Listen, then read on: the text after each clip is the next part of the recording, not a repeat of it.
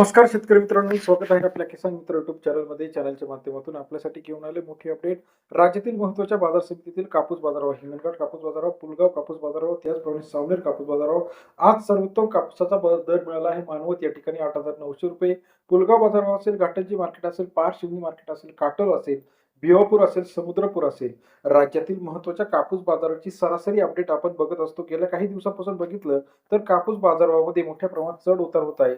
आता इथून पुढचा कापूस बाजार कसा असणार आहे हे बघणं गरजेचं आहे. राज्यातील महत्त्वाच्या कृषी उत्पन्न बाजार समितीचा कापसाचा लेखाजोखा आपण आज बघणार आहोत. यामध्ये पहिली बाजार समिती आहे कृषी उत्पन्न.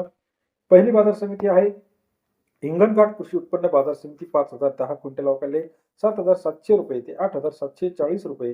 हिंगणघाट कृषी उत्पन्न बाजार समितीमध्ये सरासरी दर 77 ते 88 रुपयापर्यंतचा बाजारभावाची अपडेट आपल्याला पाहायला मिळते आहे.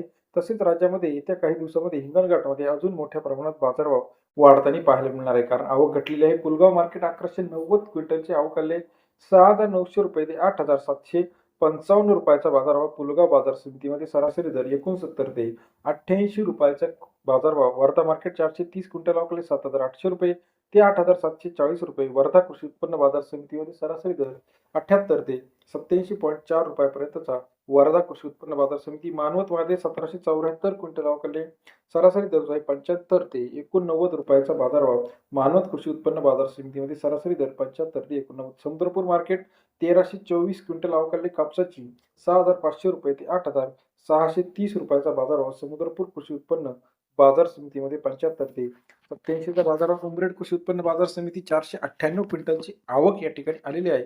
सरासरी दर 75 ते 87 रुपयापर्यंत बाजारभावाची अपडेट आहे. तसेच राज्यातील इतर महत्त्वाच्या ठिकाणांमध्ये आपण जर बघितलं तर उमरेड असेल, पारशिवनी असेल, काटोल असेल, भिवापूर असेल 70, 80, 85 रुपयापर्यंत बाजाराची अपडेट आहे. राज्यातील महत्त्वाच्या कापूस अपडेटसाठी चॅनलला लाईक, सबस्क्राईब आणि शेअर करायला मात्र विसरू नका. धन्यवाद.